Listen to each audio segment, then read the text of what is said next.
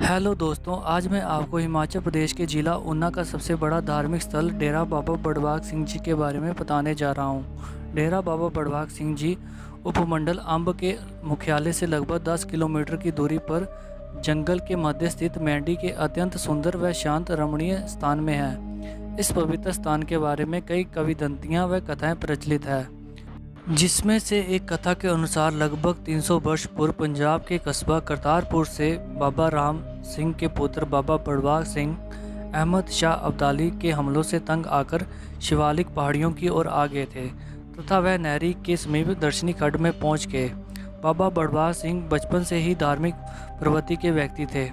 करतारपुर में अफगान सैनिकों द्वारा तंग करने के कारण उन्होंने मैंडी में अपना जीवन व्यतीत करने का इरादा बना लिया, किंतु उन्हें सैनिकों द्वारा यहां आकर भी तंग करने का प्रयास किया गया और दर्शनी खड्ड के पास उनका अफगानी फौज के साथ युद्ध हुआ। बताते हैं कि उन्होंने आध्यात्मिक प्रभाव से अफगान फौज को वहां से खदेड़ दिया, मैंडी को अपनी तपस्या स्थली बना लिया। मैंडी का यह क्षेत्र एकदम वीरान था और दूर दूर तक कोई बस्ती नहीं थी। कहते ये भी है कि यह क्षेत्र वीर नाहर सिंह के नामक एक पिशाच के प्रभाव में था। नाहर सिंह द्वारा परेशान किए जाने के बावजूद बाबा बड़भाग सिंह जी ने इस जगह पर घोर तपस्या की तथा एक दिन दोनों का आमना सामना हुआ तो बाबा बड़भाग सिंह जी ने दिव्य शक्ति से नाहर सिंह को काबू करके बैरी के वृक्ष के नीचे एक पिंजरे में कैद कर लिया। कहते हैं कि बाबा बड़भाग सिंह जी ने इस शर्त पर आज़ाद किया कि वीर नाहर सिंह अब इसी स्थान पर मानसिक रूप से बीमार और बुरी आत्माओं के शिकंजे में जकड़े लोगों को स्वस्थ करेंगे और निसंतान लोगों को फलने का आशीर्वाद भी देंगे। यह भी कहा जाता है कि बाबा जी अपने शरीर को धरती पर छोड़कर आत्मा को स्वर्ग लोक में विचरने के लिए भेज देते थे। कुछ समय बाद आत्मा शरीर में पुनः प्रवेश कर जाती थी। एक बार बाबा जी की आत्मा शरीर छोड़कर स्वर्ग लोक में गई हुई थी तो काफ़ी दिनों तक वापस नहीं आई। इस पर उनके परिवारजनों ने सोचा कि वह मर चुके हैं और उनका अंतिम संस्कार कर दिया। जब बाबा जी की आत्मा शरीर में प्रवेश करने के लिए आई तो शरीर ना पाकर उन्हें काफ़ी निराशा हुई। वह इधर उधर घूमकर जब वापस जाने लगी तब बाबा जी के परिजनों को अपनी भूल का एहसास होने लगा और वह अपने किए पर पछताने लगे। बाबा जी को अपनी धर्मपत्नी के दुख व विलाप सुनकर बहुत दया आई। तब उन्होंने धर्मपत्नी को रोज़ मिलने का वचन इस शर्त पर दिया कि वह रोज़ गोबर लिपा करेगी और जब तक गोबर सूखेगा नहीं तब तक उनकी आत्मा उनकी धर्मपत्नी के संग रहेगी। लंबे समय तक यह सिलसिला जारी रहा, लेकिन जब गर्मियों का मौसम आया तो गोबर जल्दी सूखने लगा। इस वजह से बाबा जी की आत्मा जल्दी वापस जाने लगी। उनकी पत्नी से यह बिछोड़ा सहन नहीं हो पाया, इसलिए उन्होंने एक दिन बाबा जी की आत्मा को अपने पास लंबे समय तक रखने की युक्ति बनाई, जिसके अंतर्गत उन्होंने गोबर में ऐसा पदार्थ डाला जिसे गोबर काफ़ी समय तक नम रहता है, यानी सूखता नहीं है।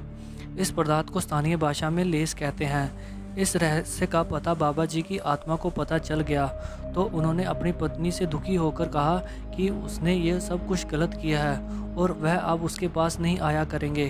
बाबा जी की पत्नी को जब अपनी गलती का एहसास हुआ तो उसने बाबा जी से क्षमा याचना मांगी। कहते हैं कि बाबा जी की कृपा दृष्टि हुई और आत्मा ने हर वर्ष होली के दिन अपनी पत्नी के साथ रहने का वादा किया।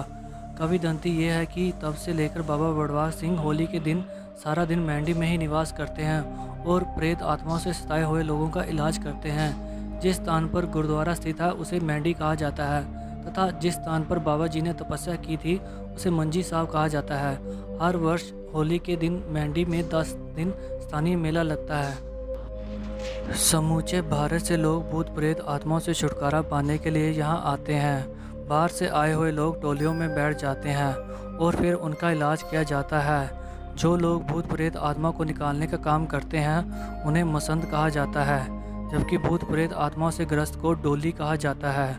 यह मसंद टोलियों में बैठे रोगियों को दुष्ट आत्माओं को निकालते हैं। बाद में व्यक्ति को पवित्र चरण गंगा में स्नान करवाते हैं।